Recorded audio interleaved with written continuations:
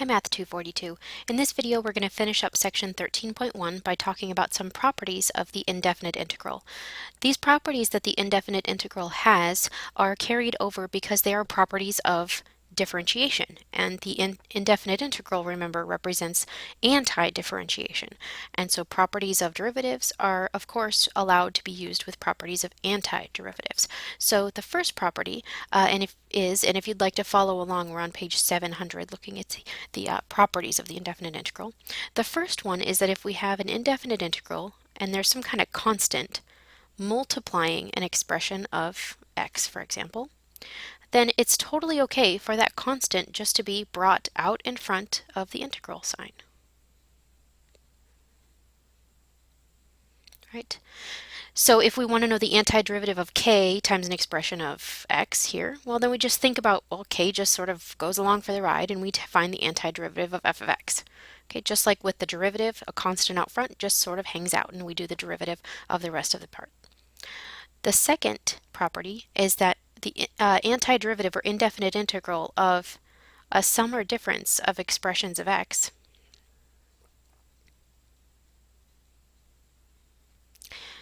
well, that's the same as just looking at the antiderivative of each of the terms itself, each of the expressions of x.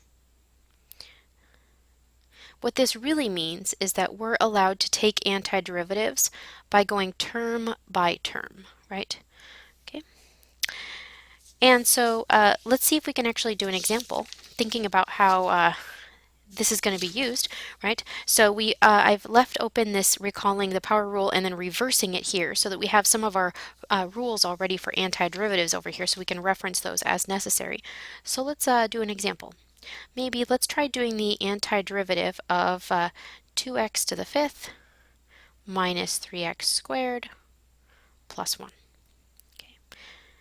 And so we can use these properties that we have here because we notice that there are additions and subtractions here. So in property 2, that means that I can break the integral across each of those additions or subtractions. I can write this as 3 integrals.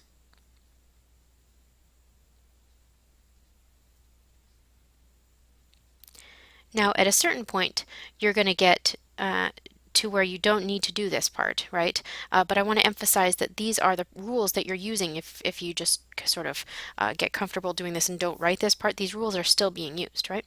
At this point, we see that there are constants sitting in front of some powers of x, and by property number 1, those constants can be just brought right out in front of their respective integral signs.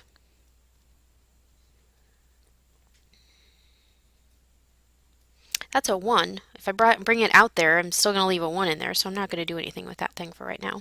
Okay. Now, notice that in each of these integrals, each of these integral signs, we want the antiderivative of a power of x, right? So in this first one, there's just a 2 out front. It just lives there. The antiderivative of x to the fifth, using reversing the power rule, because notice that power is not negative 1 here, right? So that's x to the sixth over 6. And now usually what we would do is write a big plus c there, right, for an antiderivative. But notice that I'm going to be doing plus c with this one, plus c with this one, plus c with this one. So instead of writing plus c every single time, what I can do is just, when I finish writing the antiderivative, put one big plus c at the end, because I just want some real number added to my expression. Okay?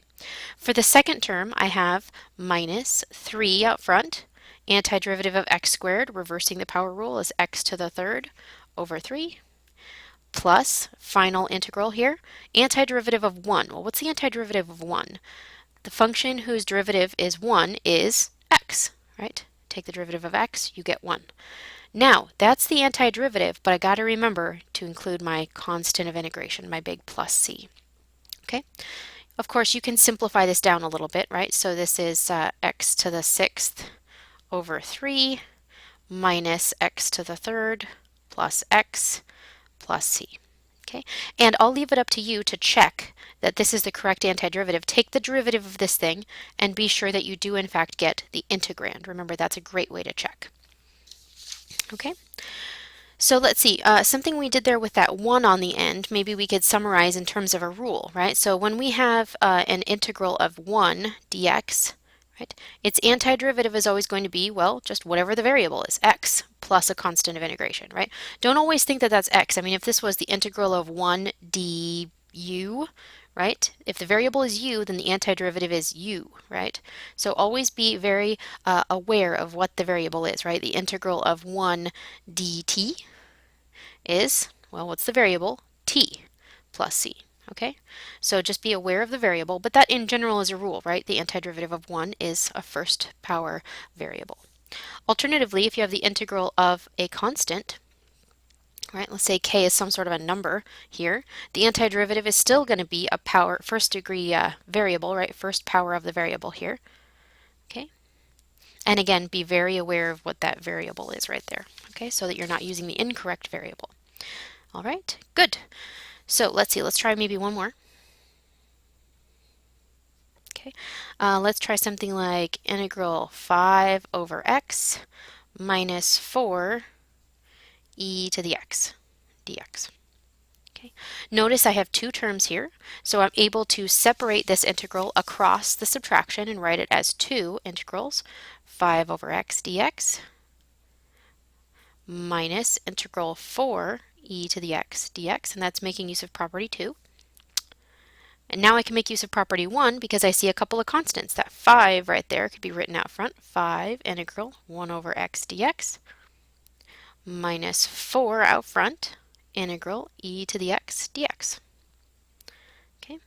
And what's the antiderivative of 1 over x? Well, if we go back one page, you probably will remember that integral of 1 over x dx is the natural log, because remember ln, its derivative is 1 over x. But when going backwards like this, we have to be careful because we don't know anything about that x, right? That x could be negative, and so we want to make sure we're not plugging a negative into ln.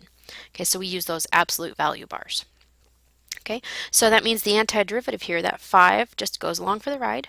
Antiderivative of 1 over x is ln, absolute value of x. Again, I could put a plus c here, or I could just wait and put one big one at the end of the antiderivative, okay? Let's wait and put one at the very end, right? So minus 4, antiderivative of e to the x is e to the x, and then add a big plus c, right? Great. And so, again, the derivative of this thing will be the integrand here. Excellent. Okay, so for right now, we're going to stop with that one. We will do one more video where we do an example where we find what's called a particular antiderivative, meaning we'll find a value for big C. Okay, so particular, there's an R, antiderivative, which means find C. Right, find a value for big C. Okay, we'll do an example of that in our next video.